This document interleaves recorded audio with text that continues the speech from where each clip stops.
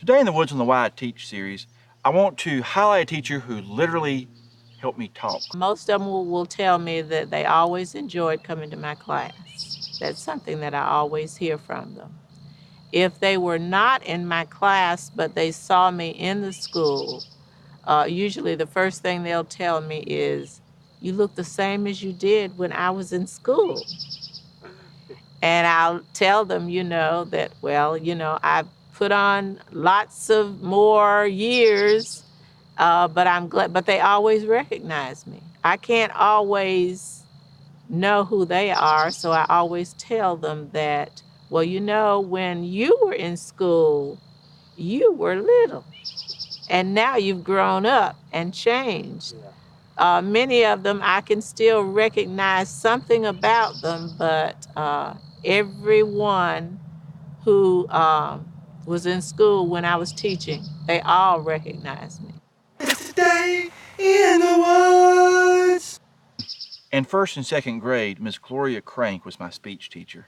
And I absolutely loved Miss Gloria Crank. Loved going to her classes for speech therapy in first and second grade. She was just and is such a wonderful human being that just pours so much goodness into the world and makes such a positive difference in the lives of others. My interest in education actually started when I was a child.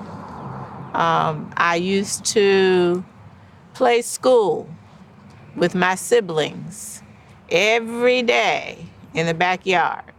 And then when I went to first grade, my first day in first grade, I knew I had to be a teacher. I had a wonderful teacher, very loving teacher. I went to school that first day and left my lunch money.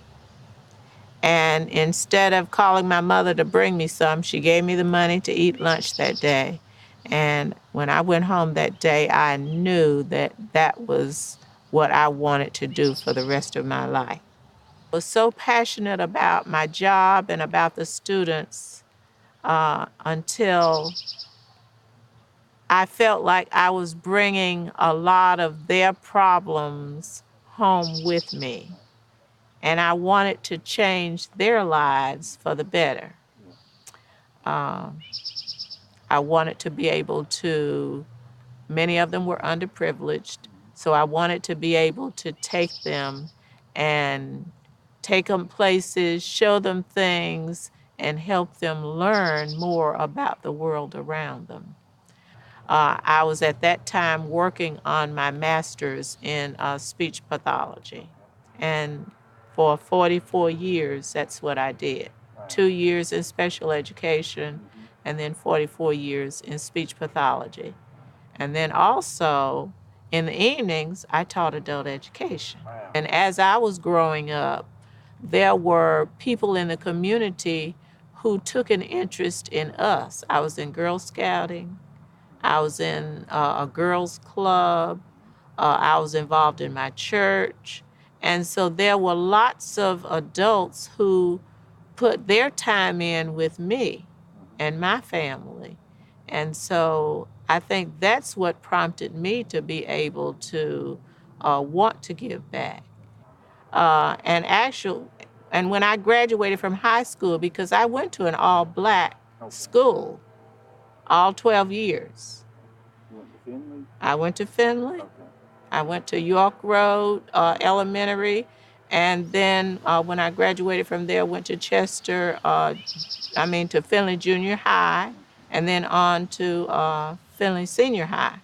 Graduated from there, and I knew that the world around me was changing, and I wanted to be ready for that world. When I went to Winthrop, I was probably maybe about the third or fourth class after they integrated, which means there were very few of us there. And so I've always been a proponent of public education.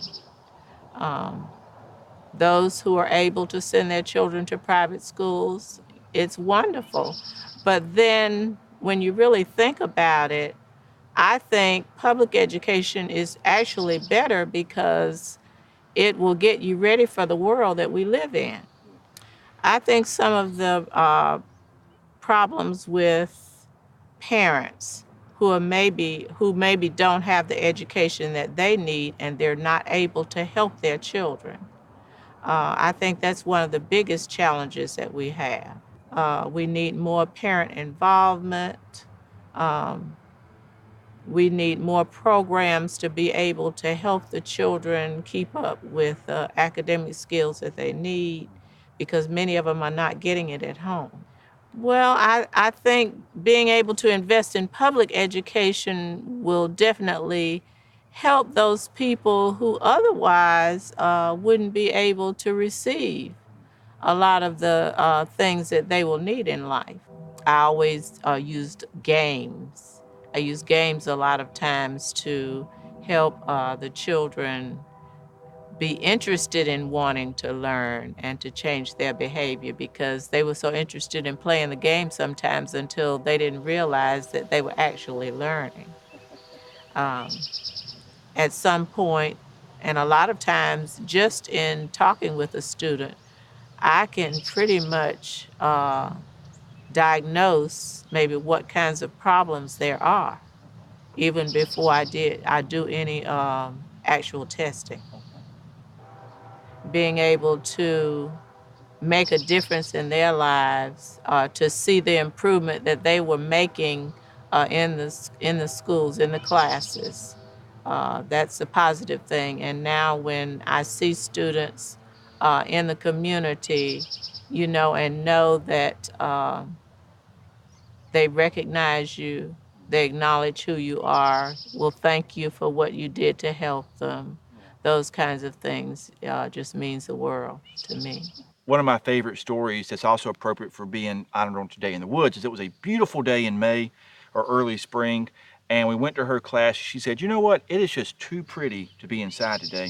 Too nice of a day." So she took us outside to the playground. We got to run around, enjoy the greatness of being the outdoors, and still did our speech therapy lessons. And I think I learned more that day than any other day, and just about life in general. And I still take that same lesson of taking my students today outside on beautiful days because just the world has so much to teach us.